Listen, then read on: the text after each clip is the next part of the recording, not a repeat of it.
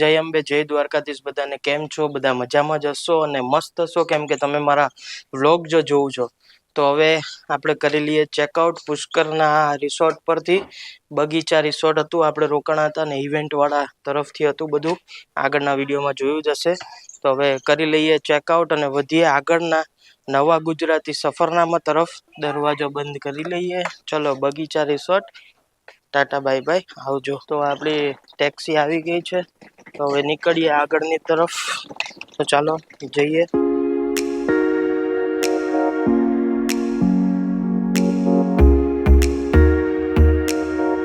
Guys, આપણે પહોંચી ગયા છે જયપુર. રસ્તાના વિડીયો નથી ઉતાર્યા, કેમ કે જવા ટાઈમે તમને વિડીયો બતાવ્યા હતા એટલે તમે બોર થઈ જાઓ, એના માટે રસ્તાના વિડીયો નથી લીધા. તો હવે આપણે પહોંચી ગયા છે જયપુર.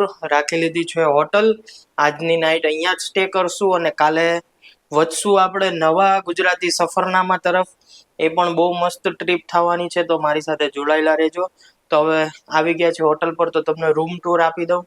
આ છે રૂમ, આનો એન્ટ્રન્સ છે રૂમનો. આ રીતના લોબી આપેલી છે આખી. આ છે રૂમ,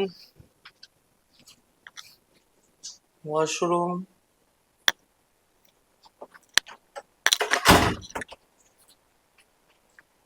ફ્રીજ આપેલું છે, ટી કોફી મેકર અને મિની બારમાં સ્નેક્સ આપેલું છે, જ્યુસ છે, TV, king size double bed. આ રીતના નોર્મલ રૂમ છે. આપણું લેપટોપ પડ્યું છે એડિટિંગ માટે. આપણે બેગ ખોલીને સામાન ગોઠવી દીધો છે અને આ રીતના છે વ્યૂ બહારનું, જોઈ શકો છો. તો ગાઈસ, હમણે બસ આપણે જઈએ નીચે. આજે પણ એક અલગ જગ્યાએ જવાનું છે, નીકળવાનું છે અહીંયાથી. અને આપણે રેન્ટ ઉપર ગાડી લઈ લીધી છે. હા ભાઈ, રેન્ટ ઉપર લઈ લીધી છે, કેમ કે ટેક્સી વાળા બહુ ચાર્જીસ કહેતા હતા ને પ્લસ તમારા ભાઈને તમને અલગ અલગ વસ્તુ અલગ અલગ જગ્યાએ ઊભી રહીને બતાવી હોય તો એ બતાવી નહોતો શકતો. એના માટે આજનો દિવસ આપણે ગાડી રેન્ટ પર લઈ લીધી છે. આવવાની હતી ભાઈ સ્વિફ્ટ ડિઝાયર, પણ એ જ પ્રાઇસમાં કિયા સોનેટ આવે છે ડીઝલ. તો હવે ગાડીવાળા ભાઈ નીચે પહોંચે જ છે, તો આપણે હમણાં ફોન આવે એટલે થોડી વારમાં નીચે જઈએ અને પછી વધીએ આગળની બાજુ. તો ચાલો ગાઈસ, બેગ લઈ લીધી છે, આપણી ગાડી આવી ગઈ છે નીચે. તો જઈએ નીચે, તમને પણ બતાવું. લંચ કરવાનું બાકી છે, ઓલમોસ્ટ 4 વાગી ગયા છે. તો નીકળીએ. તો ભાઈ આવી ગઈ છે આપણી ગાડી, કિયાની સોનેટ. રેન્ટ ઉપર લીધી છે. સ્વિફ્ટના ભાવમાં પહેલાં સ્વિફ્ટનું નક્કી કરેલું હતું, પછી સ્વિફ્ટમાં કંઈ ઇસ્યુ આવ્યો એટલે એમણે કિયા મોકલી દીધી સેમ રેટમાં. ગાડીનો નંબર છે 0064, નંબર બી સારો છે. ડીઝલ ગાડી છે. હવે વધીએ આગળની સાઈડ. આપણે તમને હજી ઘણું બધું વિઝિટ કરાવવાનું છે. તો હવે વધીએ આગળની સાઈડ. પહેલાં ક્યાંક સારું ખાવાનું મળે ત્યાં લંચ કરીએ. લંચ એટલે નાસ્તો કરી લઈએ. હવે તો શું લંચ, આયરી ગાડી. હવે ફરશું આપણે ગાડીમાં.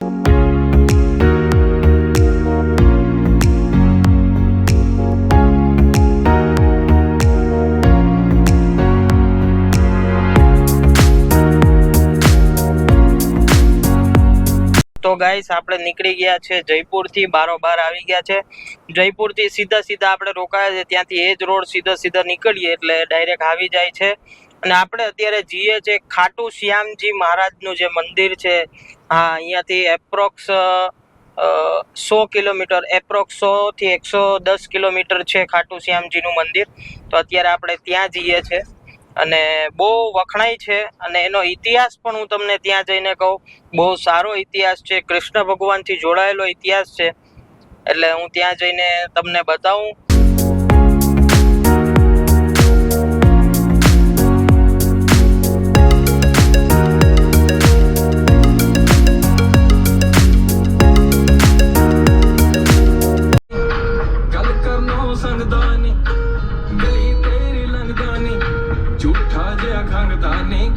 તો ગાઈસ, પેટ્રોલ પંપ આવી ગયું છે. ડીઝલ ભરાઈ લઈએ. ડીઝલ ગાડી છે, ડીઝલ એકદમ ઓછું છે. 28ની રેન્જ જ છે, 40-50ની રેન્જ આપેલી હતી. તો હવે ડીઝલ ભરાવી લઈએ. અત્યારે 20ની એવરેજ બતાવે છે, 20.7. સોનેટની એવરેજ તો સારી કહેવાય એમ. તો હવે આપણે ડીઝલ ભરાવી લઈએ. તો આવી ગયા છે પેટ્રોલ પંપ ડીઝલ ભરાવા. 1000નું કહી દીધું છે. ઇન્ડિયન ઓઇલનો પેટ્રોલ પંપ છે, જોઈ શકો છો. હા ચલો 0 થઈ ગયું છે. હવે જોઈએ 1000માં કેટલી રેન્જ બતાવે. તમને પણ બતાવો 1000માં કેટલી રેન્જ બતાવે. થઈ ગયું છે 1000નું. ઓ બાપરે, રેન્જ જોઈ શકો છો 338ની રેન્જ બતાવે છે. તો બહુ એવરેજ કહેવાય ભાઈ. 360 થઈ ગઈ. 1000 રૂપિયામાં 300ની રેન્જ બતાવે છે. અને સાંજના વાગી ગયા છે 5 અને તમે તો પણ જોઈ શકો છો 36 ડિગ્રી અત્યારે ગરમી છે. બહુ ગરમી છે ભાઈ. તો શેરડીનો રસ પી લઈએ. રસવાળા આવી ગયા છે ભાઈ. તો અત્યારે પેલા અહીંયા રસ પી લઈએ. તો રસ પી લીધો છે મસ્ત. હવે નીકળીએ, આગળની તરફ વધીએ. ઓલમોસ્ટ 75 કિલોમીટર બાકી છે. ખાટુ શ્યામજીનું મંદિર 1 કલાકનો રસ્તો બતાવે છે. સાંજે 6 વાગે પહોંચી જશું એવું બતાવે છે. તો હવે રેન્જ હજુ હું ચોંકી ગયો. 358ની રેન્જ બતાવે છે 1000ના ડીઝલમાં. બહુ સારું કહેવાય. અને આપણે પછી જોઈ પણ લઈએ કે 1000માં 358 ચાલે છે કે પછી એટલી જ એમનામ બતાવે છે. એ પણ જોઈ લેશું.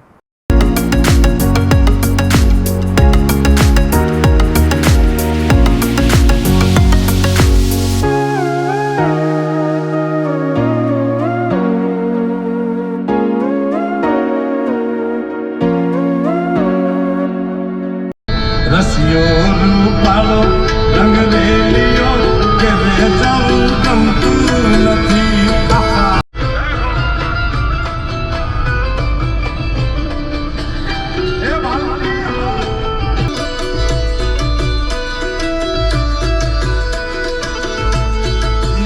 प्रेम का प्याला ये आया वो भी जोगी है.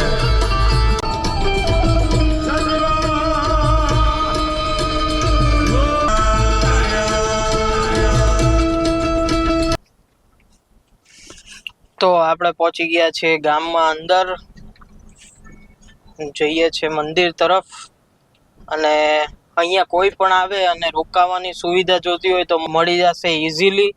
કેમ કે અહીંયા ધર્મશાળા પણ છે, હોટલ પણ છે, બધી સુવિધા ઉપલબ્ધ છે.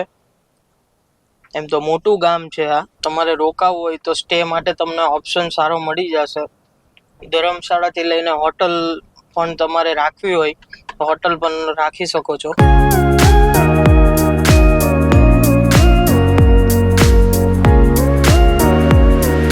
તો આપણે પહોંચી ગયા છે ખાટુ શ્યામજીના મંદિર પાસે. અને એક બેડ ન્યૂઝ છે. મેળો પૈતો એટલે મંદિર હમણાં બંધ છે. આજે સાફ સફાઈ થાય છે. કાલે સવારે 5 વાગે ખુલશે. અને આ છે અહીંયા મંદિર તરફ જવાની માર્કેટ.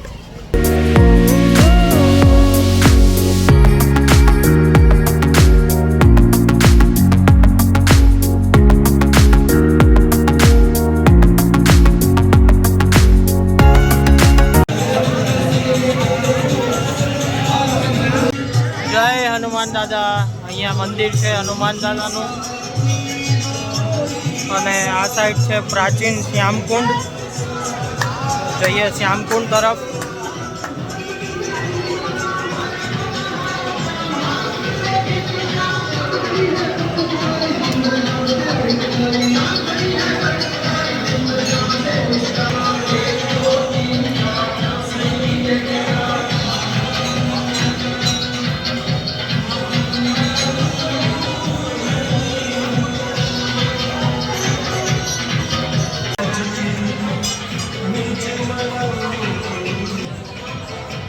આ છે ખાટુ શ્યામજીની મૂર્તિ. હવે આપણે જઈએ છીએ મંદિર તરફ. જોઈ શકો છો આ રીતના માર્કેટ છે આખી. કોઈને કંઈ પણ વસ્તુ લેવી હોય તો લઈ શકે છે. મીઠાઈવાળા બહુ બધા છે અહીંયા. અને આ આપણે પહોંચી ગયા છે મંદિર તરફ. બતાવું તમને મંદિરનો દ્વાર. આ છે આખું મંદિર.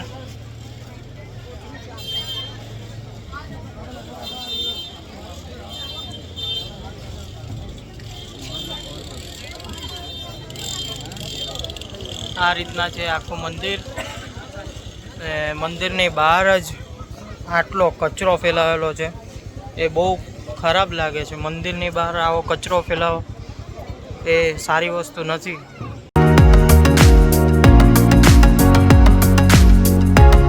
અને ઘણા લોકો ધજા લઈને ચાલતા પણ આવે છે. અને અહીંયા પાર્કિંગ આ રીતના પ્રાઇવેટ પાર્કિંગ હોય છે, તો આપણે પણ ગાડી અહીંયા જ મૂકી છે. 100 રૂપિયા ભાવ છે પાર્કિંગનો. તો જઈએ ગાડી તરફ, પછી તમને અહીંયાનો ઇતિહાસ જણાવું. તો મેં તમને જણાવ્યું હતું કે હું તમને ખાટુ શ્યામજીનો ઇતિહાસ જણાવીશ. તો ઇતિહાસ એ છે કે જ્યારે મહાભારત ચાલતો હતો ત્યારે બાર્બરિક ખાટુ શ્યામજી જે છે એમનું ઓરિજિનલ નામ બાર્બરિક છે, અને એમના પિતા ઘટોત્કચ હતા અને એમના દાદા એ ભીમ હતા.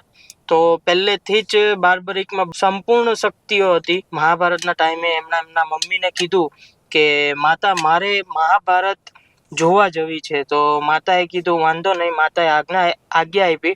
તો એ જ્યારે માતાએ આજ્ઞા આપી એના પછી એમણે માતાને પૂછ્યું કે માતા હું કોનો સાથ આપું, જ્યારે મહાભારત ચાલે ત્યારે હું કોનો સાથ આપું. ત્યારે માતાએ એવું કીધું કે જે પણ હારે એનો સાથ આપજે તું. બાર્બરિક એ સાંભળીને નીકળી પડ્યા.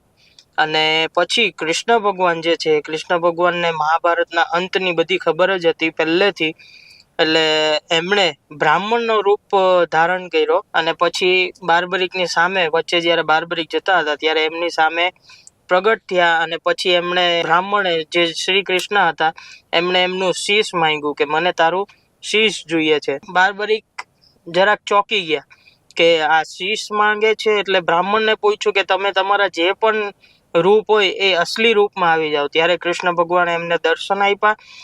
જેવા દર્શન આપ્યા એવા પછી તરત જ તલવાર કાઢીને પોતાનું શીશ કાપી નાખ્યું. અને શીશ કાપ્યા પછી ભગવાને એમના હાથમાં બાર્બરિકનું શીશ લીધું અને અમૃતથી સિંચી લીધું તરત જ. એટલે શીશ અમર થઈ ગયું.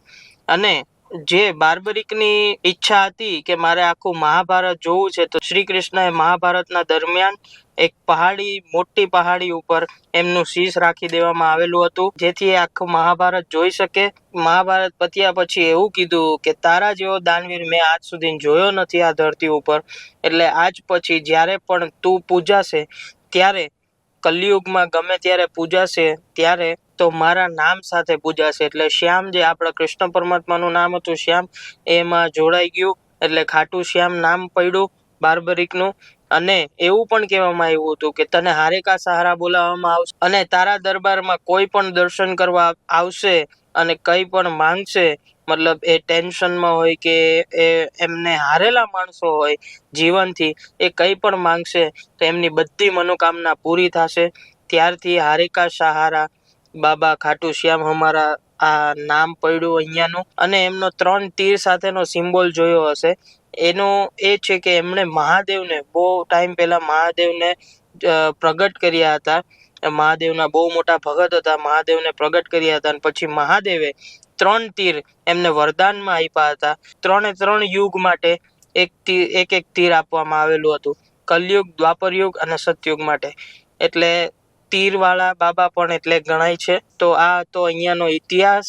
તો હવે આપણે નીકળીએ જયપુર તરફ પાછા. બહુ લેટ થઈ ગયું, 7 વાગી ગયા છે.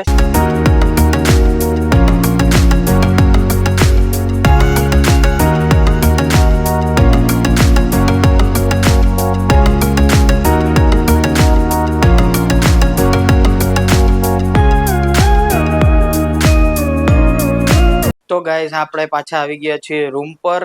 આજનો દિવસ સારો હતો અને મંદિર બંધ હતું. એનું કારણ એ હતું કે હોળી હજી કાલે જ પતી છે.